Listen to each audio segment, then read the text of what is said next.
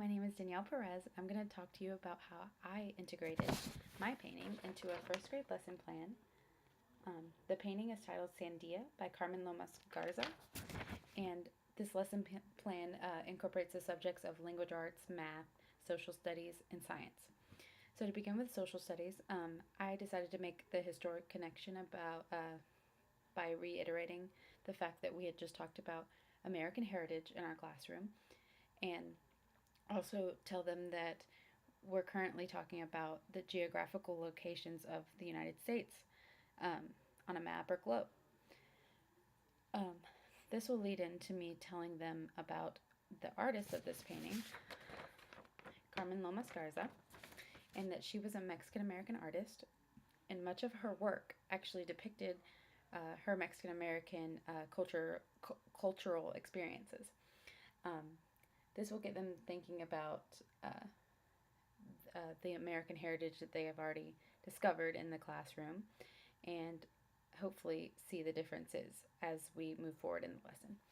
Um, I will also mention that she was part of the Chicano movement, which was a civil rights movement for Latinos in the 1970s, and to kind of tie that back into Ruby Bridges and her civil rights movement activism, so that way they can make that connection. Um, I will explain that um, she celebrated her culture through her artwork, and I think that's really important for kids to know because they can someday create artwork that has their culture uh, depicted through it, and people will really appreciate it. So I think that's interesting for them to know. And after talking about all this, I'm going to ask, does anyone know where Mexico is on our map? And at this age, I doubt they will. So I'll show them and then tell them that this is actually what we're going to be talking about today, and that we're going to learn about different countries, different areas of the world, where they are, and some things that they might do. Um, after this activity, after this discussion, we will lead into this activity where I will point out that this is something that Carmen Lomas Garza did with her family as a child.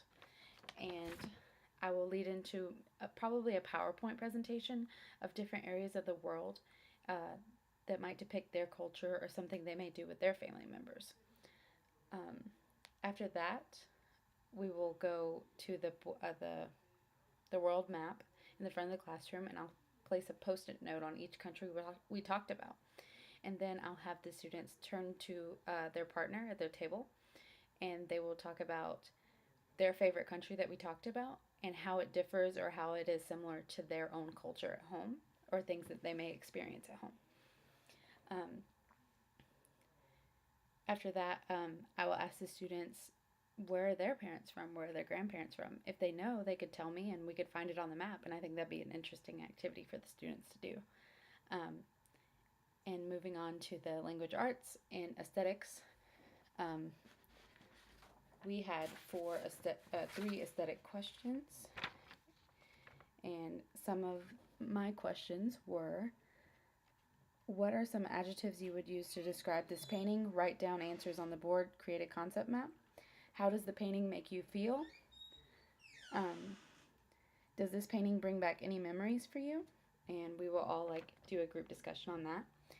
And then, since it's first grade, they're not really writing stories yet, but they're more or less writing narratives, like short narratives, like 2 to 3 sentences.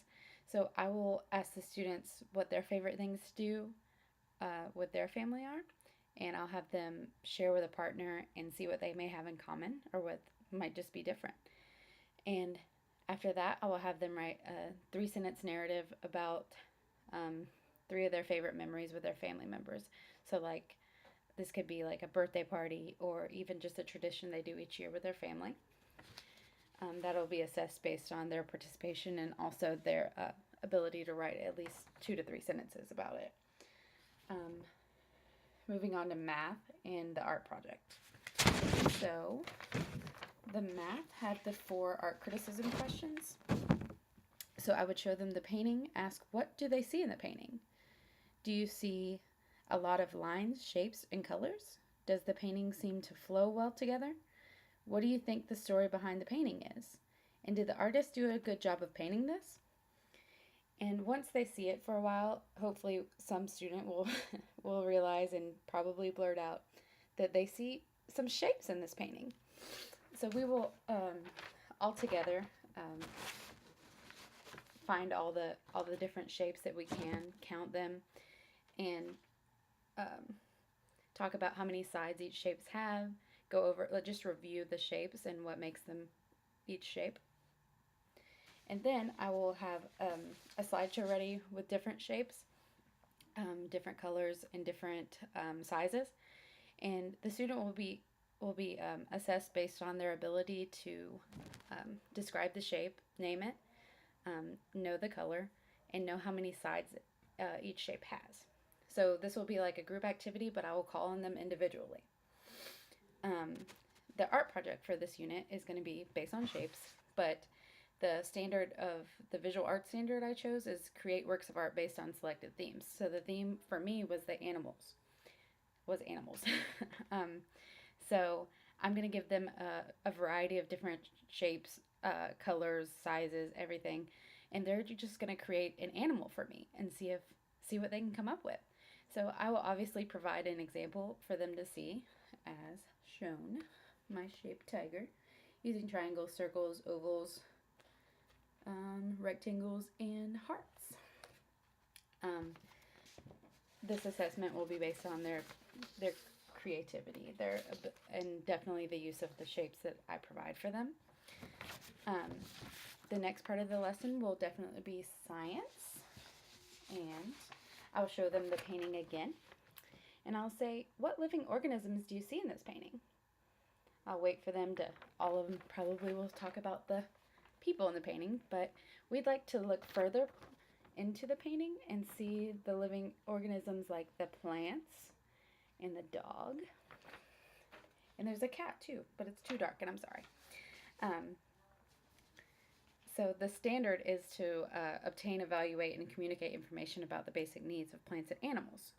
So once we point out that we're going to talk about the plants in this, we're going to talk about what do plants need to survive? Well, they're going to discuss in their groups what they think plants may need to survive. And then they're going to share them with me, and I'll write them on the board or on a piece of chart paper. And then I will provide a short video showing the actual needs of plants and circle back after the video and see what we have learned. Maybe cross some things off our list, add some things on, and they'll be assessed based on their participation and their input after the video. And that is the end of my lesson plan. I hope you enjoy it. Thank you.